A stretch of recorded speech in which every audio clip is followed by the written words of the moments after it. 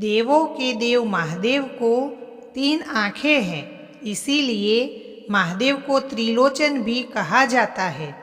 शिव की एक आँख को सूरज और दूसरी आँख को चंद्र कहते हैं।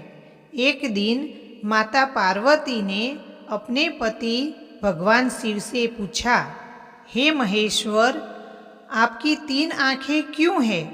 क्या उनका कोई विशेष महत्व है? शिव ने मुस्कुराते हुए कहा, देवी, मेरे प्रत्येक आँख का एक विशेष अर्थ है। पार्वती ने उत्सुकता से पूछा, कृपया मुझे वह विशेष अर्थ बताए।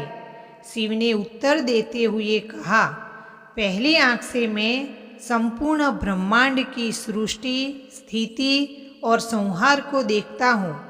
इससे मुझे सब कुछ दिखाई देता है और मैं सभी जीवों के साथ साथ यहाँ के ब्रह्मांडिक कार्यों को निरंतर नियंत्रित करता हूँ। इसीलिए यह आँख को सूरज कहते हैं। पार्वती आश्चर्य से बोली, अच्छा, लेकिन दूसरी आँख का क्या महत्व है? शिव ने उन्हें देखते हुए कहा, प्रिया, दूसरी आँख से मैं मनुष्य को अंतरंग कल्याण को देखता हूँ। मैं जानता हूँ कि हर मनुष्य का मन और भावनाएं अलग अलग होती है।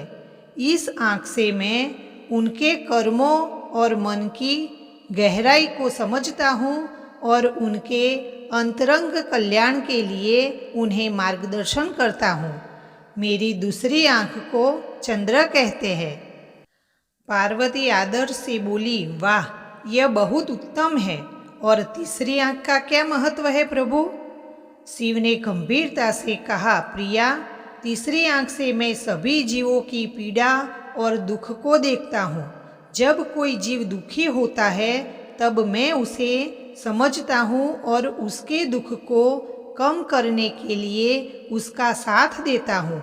मेरी तीसरी आँख मुझे संसार की सभी समस्याओं का अनुभव कराती है और मुझे जीवों के दुख को दूर करने के लिए प्रेरित करती है। माँ पार्वती गर्व से बोली, हे ईश्वर, आप बेहद विशेष हो। आपकी आँखें अनंत जगत की ओर निरंतर देखती है और जीवों का कल्याण करती है। शिवजी ने प्यार से हंसते हुए कहा, प्रिय, यही मेरी तीनों आँखों की विशेषताएं हैं। यह विशेष शक्ति द्वारा मैं विश्वास दिलाता हूँ कि मैं सभी जीवों के कल्याण एवं उनके भाग्य का विधाता हूँ और उनकी समस्याओं को हल करने के लिए रहूँगा। इस पौराणिक कथा से हमें यह ज्ञान होता है कि भगवान शिव की तीनों आँखें विश्वास, करुणा और सादगी का प्रतीक है। यह हमें याद दिलाती है कि जीवन में हमें परमेश्वर पर विश्वास रखना चाहिए, दूसरों के प्रति करुणा रखनी चाहिए और सादगी से जीवन जीना चाहिए।